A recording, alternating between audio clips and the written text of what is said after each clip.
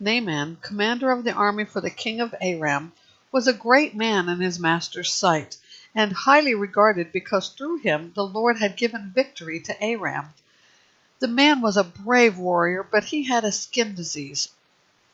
Aram had gone on raids and brought back from the land of Israel a young girl who served Naaman's wife. She said to her mistress, "If only my master would go to the prophet who is in Samaria, he would cure him of his skin disease." So Naaman went and told his master what the girl from the land of Israel had said. Therefore the king of Aram said, "Go, and I will send a letter with you to the king of Israel."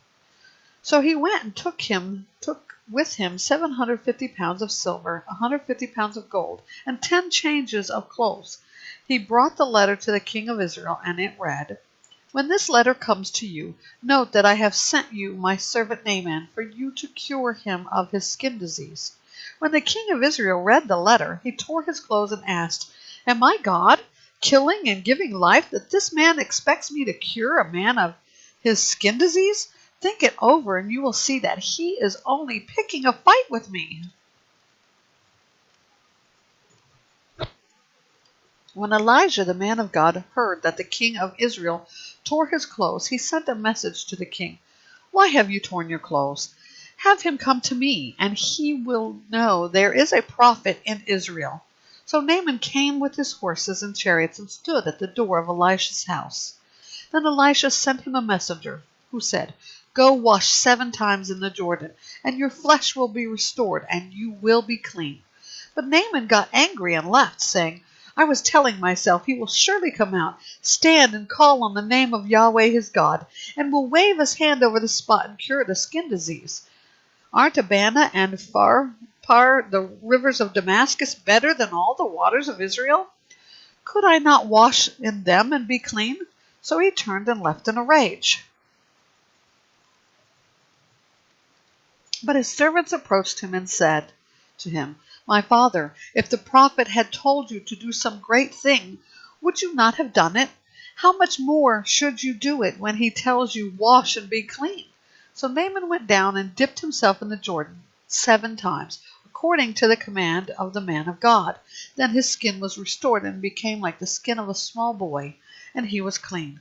Then Naaman and his whole company went back to the man of God, stood before him, and declared, "I know there's no God in the whole world except in Israel. Therefore, please accept a gift from your servant."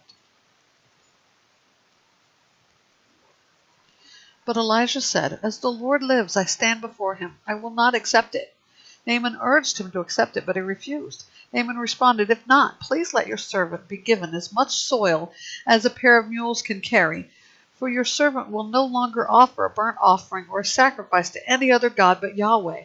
However, in a particular matter may the Lord pardon your servant.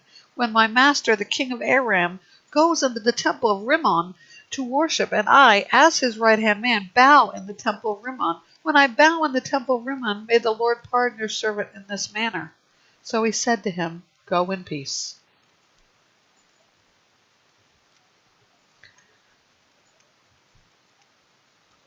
After Naaman had traveled a short distance from Elisha, Gehazi, the attendant of Elisha, the man of God, thought, "My master has let this Aramean Naaman off lightly by not accepting from him what he brought. As the Lord lives, I will run after him and get something from him." So Gehazi pursued Naaman. When Naaman saw someone running after him, he got down from the chariot to meet him and asked, "Is everything all right?" Gehazi said, "It's all right. My master has sent me to say, I have just now discovered that 2 young men from the sons of the prophets have come to me from the hill country of Ephraim. Please give them 75 pounds of silver and 2 changes of clothes." But Naaman insisted.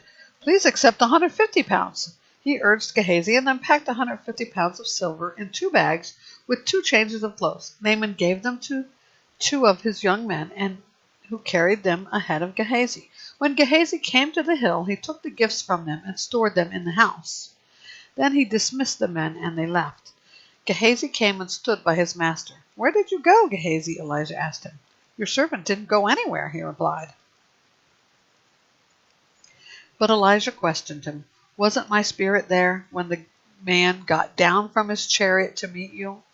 Is it a time to accept money and clothes, olive orchards and vineyards, sheep and oxen, and male and female slaves? Therefore Naaman's skin disease will cling to you and your descendants forever. So Gehazi went out from his presence, diseased, white as snow.